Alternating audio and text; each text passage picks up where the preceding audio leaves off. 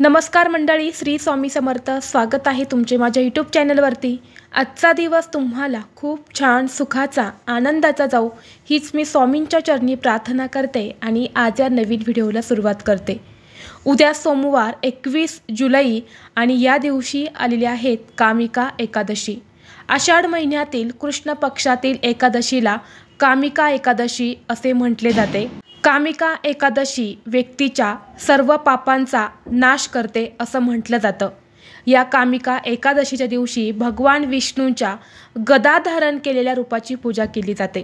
ज्या प्रकारे आषाढ महिन्यातील आषाढी एकादशीला म्हणजेच देवशयनी एकादशीला महत्त्व दिलं जातं, तितकंच महत्त्व या आषाढ महिन्यातील कामिका एकादशीला सुद्धा दिले जाते. ज्यांनी आषाढ महिन्यातील देवशयनी एकादशीचं व्रत केलेलं असेल त्यांनी आवर्जून उद्या कामिका एकादशीला व्रत करायचं आहे, तरच आपल्याला देवशयनी एकादशीच्या व्रताचं पुण्यफळ जे आहे तर ते प्राप्त होत असतं. असं म्हटलं जातं की गंगा, काशी आणि पुष्करमध्ये स्नान केल्याचे जे फळ आपल्याला मिळत असते ते फळ या दिवशी व्रत करून भगवान विष्णूंची पूजा केल्याने प्राप्त होते आणि म्हणून या दिवशी सर्वजण उपवास करत असतात.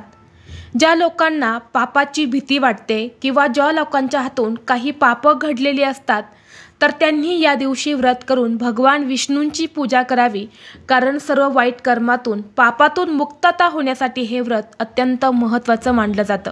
हिंदू धर्मशास्त्रानुसार असे म्हटले जाते की पापांपासून मुक्त होण्याचा यापेक्षा चांगला मार्ग नाही, म्हणून या दिवशी व्रत करावं. धार्मिक दृष्टीने कामिका एकादशीचा दिवस हा अत्यंत महत्त्वाचा असल्यामुळे या दिवशी काही प्रभावी उपायसुद्धा केले जातात. आज व्हिडिओमध्ये मी तुम्हाला एक उपाय सांगणार आहे. उद्या कामिका एकादशीला तुम्ही एक वेळ उपवास नाही केला तरी चालेल, पण अंघोळीच्या पाण्यामध्ये टाका ही एक वस्तू. सर्व दोष, अडचणी, नकारात्मकता नष्ट होऊन फक्त एक दिवसात इच्छा पूर्ण होईल. 7 पिढ्यांचे दारिद्र्य हे नष्ट होईल. तर अशी कोणती वस्तू तुम्हाला अंघोळीच्या पाण्यात टाकायच्या आहेत याबद्दलची संपूर्ण माहिती आज व्हिडिओमध्ये मी तुमच्यासोबत शेअर करणार आहे. त्यामुळे तुम्ही हा व्हिडिओ स्किप न करता शेवटपर्यंत नक्की पहा. चॅनलवरती नवीन असाल तर सबस्क्राईब करा आणि असेच माहितीपूर्व नवनवीन व्हिडिओ पाहण्यासाठी बेल आयकॉनला प्रेस करा, म्हणजे जेव्हा कधी मी नवीन व्हिडिओ अपलोड करेल त्याचं नोटिफिकेशन सर्वात अगोदर तुम्हाला भेटेल आणि तुम्ही एक पण व्हिडिओ मिस करणार नाही.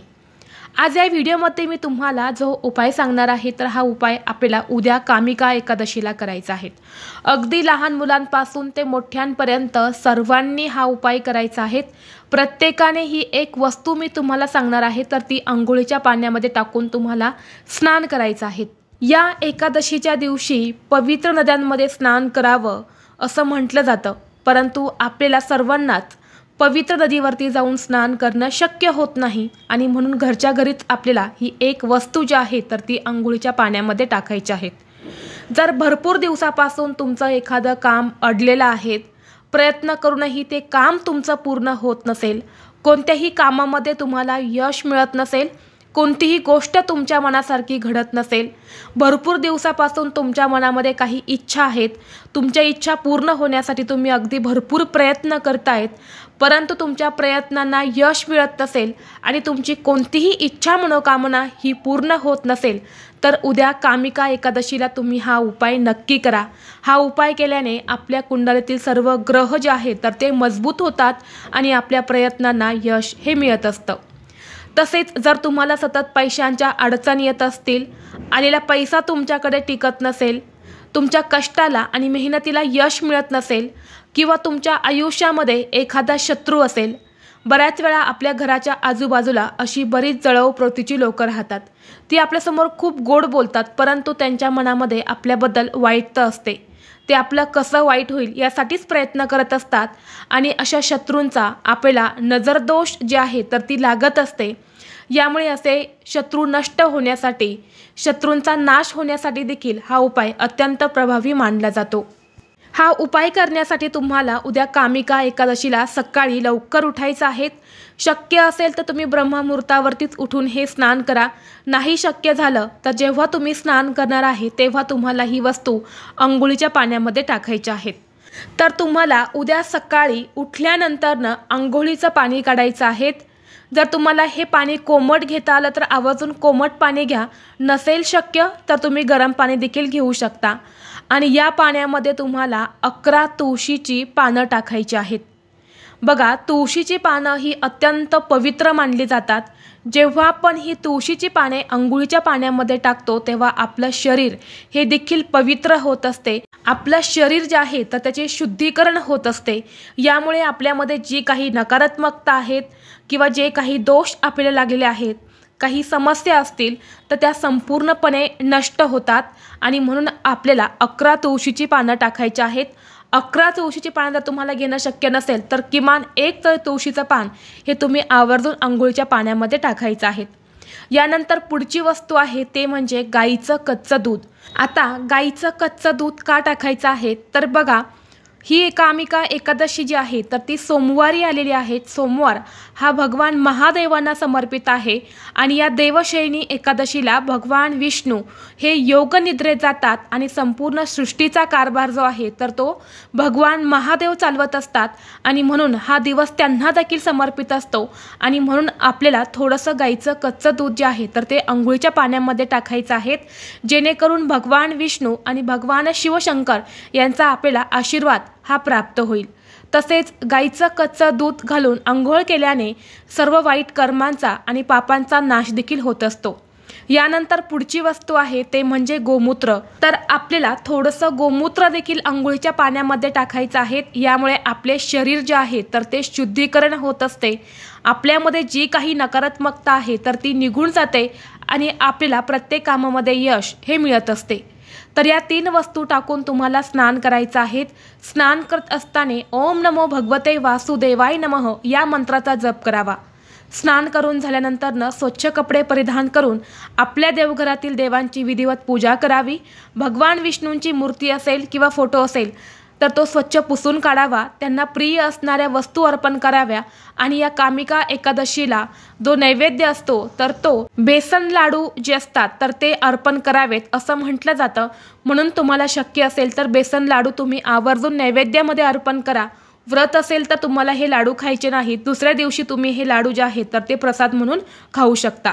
तर अशा पद्धतीने तुम्हाला हा जो उपाय आहे तर हा उद्या कामिका एकादशीला करायचा आहे।